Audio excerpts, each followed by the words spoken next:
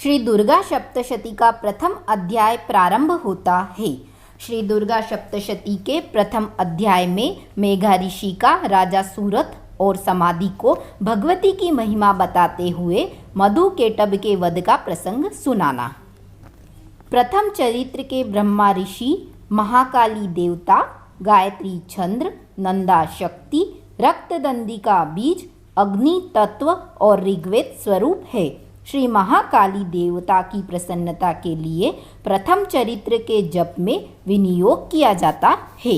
भगवान विष्णु के सो जाने पर मधु और केटभ को मारने के लिए कमल जन्मा ब्रह्मा जी ने जिनका स्तवन किया, उन महाकाली देवी का मैं सेवन करता हूँ। वे अपने 10 हाथों में खड्ग, चक्र, गदा, बाण, धनुष, परिधि, शूल, भुशुंडी, मस्तक और शंख धारण करती है। उनके 3 नेत्र हैं। वे समस्त अंगों में दिव्य आभूषणों से विभूषित है। उनके शरीर की कांति नीलमणि के समान है तथा वे 10 मुख और 10 पैरों से युक्त है। मार्कंडेय जी बोले, सूर्य के पुत्र सावर्णी जो 8वें मनु कहे जाते हैं, उनकी उत्पत्ति की कथा विस्तार पूर्वक कहता हूँ, सुनो। सूर्य कुमार महाभाग सावर्णी भगवती महामाया के अनुग्रह से जिस प्रकार मनवंतर के स्वामी हुए, वही प्रसंग सुनाता हूँ। पूर्व काल की बात है। स्वरोचिष मनवंतर में सूरत नाम के एक राजा थे जो चैत्र वंश में उत्पन्न हुए थे। उनका समस्त भूमंडल पर अधिकार था। वे प्रजा का अपने औरस पुत्रों की भांति धर्म पूर्वक पालन करते थे। तो भी उस समय कोला विध्वंसी नाम के क्षत्रिय उनके शत्रु हो गए। राजा सूरत की दंड नीति बड़ी प्रबल थी। उनका शत्रुओं के साथ संग्राम हुआ। यद्यपि कोला विध्वंसी संख्या में कम थे, तो भी राजा सूरत युद्ध में उनसे परास्त हो गए।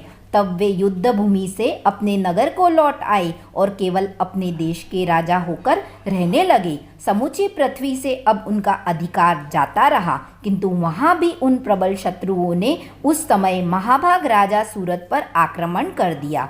राजा का बल क्षीण हो चला था, इसीलिए उनके दुष्ट, बलवान और दुरात्मा मंत्रियों ने वहाँ उनकी राजधानी में भी राजकीय सेना और खजाने को हथिया लिया। सूरत का प्रभुत्व नष्ट हो चुका था, इसीलिए वे शिकार खेलने के बहाने घोड़े पर सवार हो वहाँ से अकेले ही एक घने जंगल में चले गए। वहाँ उन्होंने विप्रवर मेघा मुनि का आश्रम देखा, जहाँ कितने ही हिंसक जीव अपनी स्वाभाविक हिंसावृत्ति को छोड़कर परम शांत भाव से रहते थे। मुनि के बहुत से शिष्य उस वन की शोभा बढ़ा रहे थे। वहाँ जाने पर मुनि ने उनका सत्कार किया और वे उन मुनियों के आश्रम पर इधर उधर विचरते हुए कुछ काल तक रहे।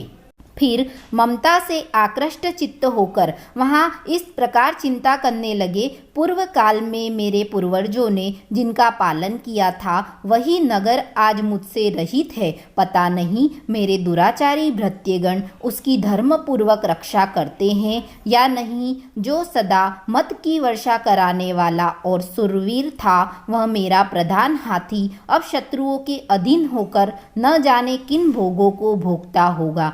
जो लोग मेरी कृपा, धन और भोजन पाने से सदा मेरे पीछे पीछे चलते थे, वे निश्चय ही अब दूसरे राजाओं का अनुसरण करते होंगे। उन अपव्ययी लोगों के द्वारा सदा खर्च होते रहने के कारण अत्यंत कष्ट से जमा किया हुआ मेरा वह खजाना खाली हो जाएगा।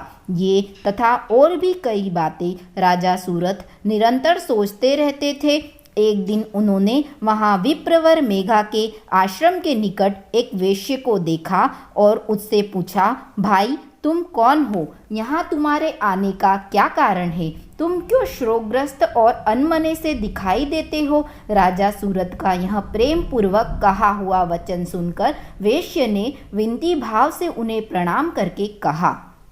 वेश्य बोला, राजन, मैं धनियों के कुल में उत्पन्न एक वेश्य हूँ। मेरा नाम समाधि है। मेरे दुष्ट स्त्री पुत्र ने धन के लोभ से मुझे घर से बाहर निकाल दिया है। मैं इस समय धन, स्त्री और पुत्रों से वंचित हूँ। मेरे विश्वसनीय बंधुओं ने मेरा ही धन लेकर मुझे दूर कर दिया है, इसीलिए दुखी होकर मैं वन में चला आया हूँ। यहाँ रहकर मैं इस बात को नहीं जानता कि मेरे पुत्रों की, स्त्री की और स्वजनों की कुशल है या नहीं। इस समय घर में वे कुशल से रहते हैं या उन्हें कोई कष्ट है। वे मेरे पुत्र कैसे हैं? क्या वे सदाचारी हैं अथवा दुराचारी हो गए हैं?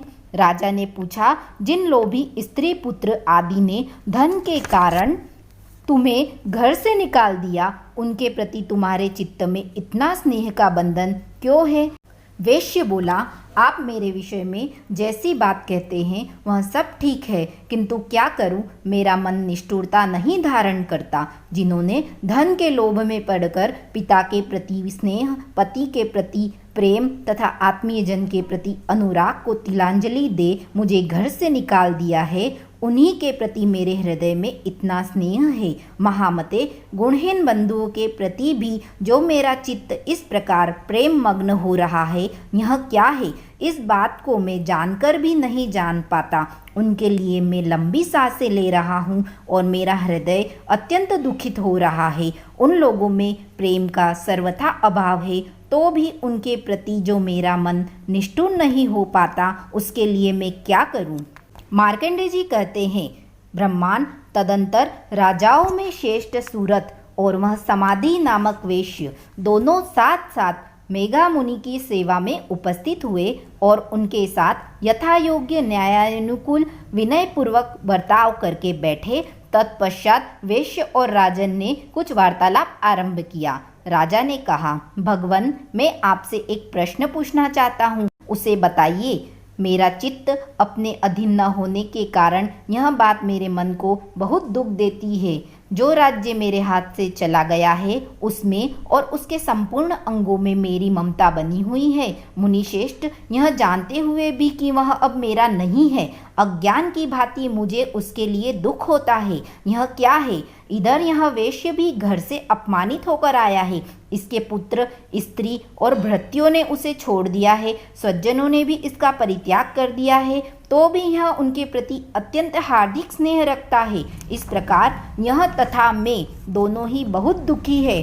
जिसमें प्रत्यक्ष दोष देखा गया है, उस विषय के लिए भी हमारे मन में ममता जनित आकर्षण पैदा हो रहा है। महाभाग, हम दोनों समझदार हैं, तो भी हम में जो यह मोह पैदा हुआ है, यह क्या है? विवेक शून्य पुरुष की भांति मुझ में और इसमें भी यह मूढ़ता प्रत्यक्ष दिखाई देती है।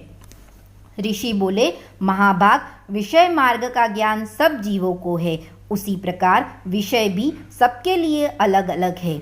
कुछ प्राणी दिन में नहीं देखते और दूसरे रात में नहीं देखते, तथा कुछ जीव ऐसे हैं जो दिन और रात्रि में बराबर ही देखते हैं। यह ठीक है कि मनुष्य समझदार होते हैं, किंतु केवल वे ही ऐसे नहीं होते।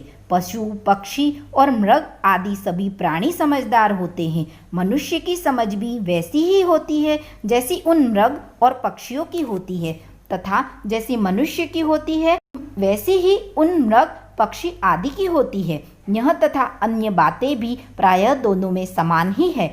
समझ होने पर भी इन पक्षियों को तो देखो, वे स्वयं भूख से पीड़ित होते हुए भी मोहवश बच्चों के चोंच में कितने चाव से अन्न के दाने डाल देते हैं। नरश्रेष्ठ, क्या तुम नहीं देखते कि ये मनुष्य समझदार होते हुए भी लोभवश अपने किए हुए उपकार का बदला पाने के लिए पुत्रों की अभिलाषा करते हैं? यद्यपि उन सब में समझ की कमी नहीं है, तथापि वे संसार की स्थिति, जन्म मरण की परंपरा बनाए रखने वाली भगवती महामाया के प्रभाव द्वारा ममतामय भंवर से युक्त मोह के गहरे गर्त में गिराए गए हैं।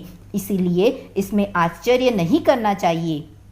जगदीश्वर भगवान विष्णु की योग निंद्रा रूपा जो भगवती महामाया है, उन्हीं से यह जगत मोहित हो रहा है। वे भगवती महामाया देवी ज्ञानियों के भी चित्त को बलपूर्वक खींचकर मोह में डाल देती है। वे ही इस संपूर्ण चराचर जगत की सृष्टि करती है। वे ही प्रसन्न होने पर मनुष्य को मुक्ति के लिए वरदान देती है। वे ही पराविद्या, संसार बंधन और मोक्ष की हेतुभूता सनातनी देवी तथा संपूर्ण ईश्वरों की भी अधीश्वरी है। राजा ने पूछा, भगवान, जिन्हें आप महामाया कहते हैं, वे देवी कौन है? ब्रह्मांड, उनका आविर्भाव कैसे हुआ है तथा उनके चरित्र कौन कौन है? ब्रह्मवेत्ताओं में श्रेष्ठ महर्षि, उन देवी का जैसा प्रभाव हो, जैसा स्वरूप हो, जिस प्रकार प्रादुर्भाव हुआ हो, वह सब मैं आपके मुख से सुनना चाहता हूँ। ऋषि बोले, राजन, वास्तव में तो वे देवी नित्य स्वरूपा ही है। संपूर्ण जगत उन्हीं का रूप है तथा उन्होंने समस्त विश्व को व्याप्त कर रखा है। तथापि उनका प्रकटय अनेक प्रकार से होता है। वह मुझसे सुनो। यद्यपि वे नित्य और अजन्मा है, तथापि जब देवताओं का कार्य सिद्ध करने के लिए प्रकट होती है, उस समय लोक में उत्पन्न हुई कहलाती है। कल्प के अंत में जब संपूर्ण जगत एकार्णव में निमग्न हो सो रहा था और सबके प्रभु भगवान विष्णु शेषनाग की छैया बिछाकर योग निद्रा का आश्रय ले सो रहे थे, उस समय उनके कानों के मेल से दो भयंकर असुर उत्पन्न हुए जो मधु और केटभ के नाम से विख्यात थे। वे दोनों ब्रह्मा जी का वध करने के लिए तैयार हो गए। भगवान विष्णु के नाभि कमल में विराजमान प्रजापति ब्रह्मा जी ने जब उन दोनों भयानक असुरों को अपने पास आया और भगवान को सोया हुआ देखा, तब एकाग्रचित्त होकर उन्होंने भगवान विष्णु को जगाने के लिए उनके नेत्रों में निवास करने वाली योग निद्रा का स्तवन आरंभ किया, जो इस विश्व की अधीश्वरी, जगत को धारण करने वाली, संसार का पालन और संहार करने वाली तथा तेज स्वरूप भगवान विष्णु की अनुपम शक्ति है। उन्हीं भगवती निद्रा देवी की भगवान ब्रह्मा स्तुति करने लगे। ब्रह्मा जी ने कहा, देवी, तुम्ही स्वाहा, तुम्ही स्वधा और तुम्ही वषटकर हो। स्वर भी तुम्हारे ही है, तुम्ही जीवन दायिनी सुधा हो। नृत्य अक्षर प्रणव में अकार, उकार, मकार, इन तीनों मात्राओं के रूप में तुम्ही स्थित हो तथा इन तीनों मात्राओं के अतिरिक्त जो बिंदु नृत्य अर्ध मात्रा है, जिसका विशेष रूप से उच्चारण नहीं किया जा सकता, वह भी तुम्ही हो। देवी, तुम्ही संध्या, सावित्री तथा परम जननी हो। देवी, तुम्ही इस विश्व ब्रह्मांड को धारण करती हो। तुमसे ही इस जगत की सृष्टि होती है, तुम्ही से इसका पालन होता है और सदा कल्प के अंत में सबको तुम अपना ग्रास बना लेती हो। जगतमयी देवी, इस जगत की उत्पत्ति के समय तुम षष्ठी रूपा हो, पालन के समय स्थिति रूपा हो और कल्पांत के समय संहार रूप धारण करती हो। तुम्ही महाविद्या, महामाया, महामेघा, महास्मृति, महामोह रूपा, महादेवी और महासुरी हो। तुम्ही तीनों गुणों को उत्पन्न करने वाली सबकी प्रकृति हो। भयंकर कालरात्रि, महारात्रि और मोहरात्रि भी तुम्ही हो। तुम्ही श्री, तुम्ही ईश्वरी, तुम्ही ह्री और तुम्ही बोध स्वरूपा बुद्धि हो। लज्जा, पुष्टि, तुष्टि, शांति और क्षमा भी तुम्ही हो। तुम खड्ग धारिणी, शूल धारिणी, घोर रूपा तथा गदा, चक्र, शंख और धनुष धारण करने वाली हो। बाण, भुषुंडी और परिध्य, ये भी तुम्हारे अस्त्र है। तुम सौम्य और सौम्यतर हो। इतना ही नहीं, जितने भी सौम्य और सुंदर पदार्थ है, उन सबकी अपेक्षा तुम अत्यधिक सुंदरी हो। पर और अपर, सबसे परे रहने वाली परमेश्वरी तुम ही हो। सर्वस्वरूपे देवी, कहीं भी सत असत रूप से जो कुछ वस्तुएं हैं और उन सब की जो शक्ति है, वह तुम ही हो। ऐसी अवस्था में तुम्हारी स्तुति क्या हो सकती है, जो इस जगत की सृष्टि, पालन और संहार करते हैं। उन भगवान को जब तुमने निद्रा के अधीन कर दिया है, तब तुम्हारी स्तुति करने में यहाँ कौन समर्थ हो सकता है। मुझको, भगवान शंकर को तथा भगवान विष्णु को भी तुमने ही शरीर धारण कराया है, अतः तुम्हारी स्तुति करने की शक्ति किसमें है। देवी, तुम तो अपने इन उदार प्रभावों से ही प्रशंसित हो। ये जो दोनों दुर्धर्ष असुर मधु और केटभ है, उनको मोह में डाल दो और जगदीश्वरी भगवान विष्णु को शीघ्र ही जगा दो। साथ ही इनके भीतर इन दोनों महान असुरों को मार डालने की बुद्धि उत्पन्न कर दो। ऋषि कहते हैं, राजन, जब ब्रह्मा जी ने महामधु और केटभ को मारने के उद्देश्य से भगवान विष्णु को जगाने के लिए तमोगुण की अधिष्ठात्री देवी योग निंद्रा की इस प्रकार स्तुति की, तब वे भगवान के नेत्र, मुख, नासिका, बाहु, हृदय और वक्ष स्थल से निकलकर अव्यक्त जन्मा ब्रह्मा जी की दृष्टि के समक्ष खड़ी हो गई। योग निंद्रा से मुक्त होने पर जगत के स्वामी भगवान जनार्दन उस एकार्णव के जल में शेषनाग की सैया से जाग उठे। फिर उन्होंने उन दोनों असुरों को देखा। वे दुरात्मा मधु और केटव अत्यंत बलवान और पराक्रमी थे और क्रोध से लाल आंखें किए ब्रह्मा जी को खा जाने के लिए उद्योग कर रहे थे। तब भगवान श्री हरि ने उठकर उन दोनों के साथ 5000 वर्षों तक केवल बाहु युद्ध किया। वे दोनों भी अत्यंत बल के कारण उन्नत हो रहे थे। इधर महामाया ने भी उन्हें मोह में डाल रखा था। इसीलिए वे भगवान विष्णु से कहने लगे, हम तुम्हारी वीरता से संतुष्ट है, तुम हम लोगों से कोई वर मांगो।